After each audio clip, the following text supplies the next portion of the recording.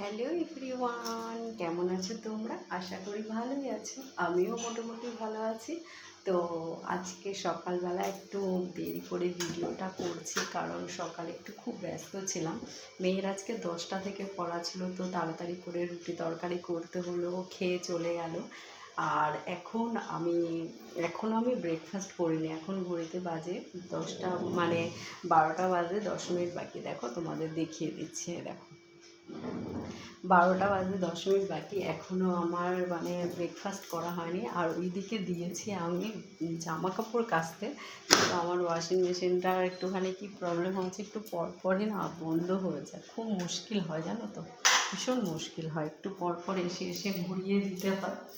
এই যে দেখো, এখানটা এই জায়গাটা না, এই নখটা বেঁধে যায় বারবার। এই যে একটুখানি জাস্ট নাড়িয়ে দিলে হয়ে যাবে। এরকম একবার জানি না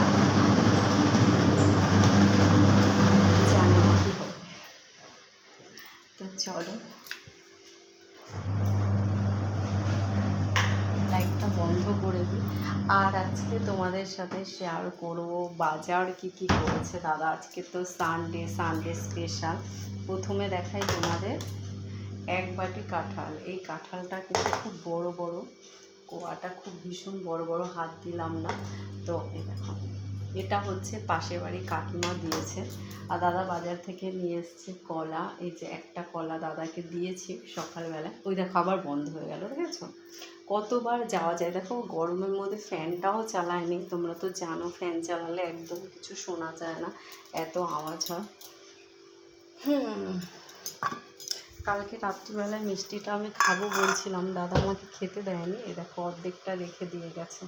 আমি খাবো না, এটা দাদার জন্যই রেখে দেবো।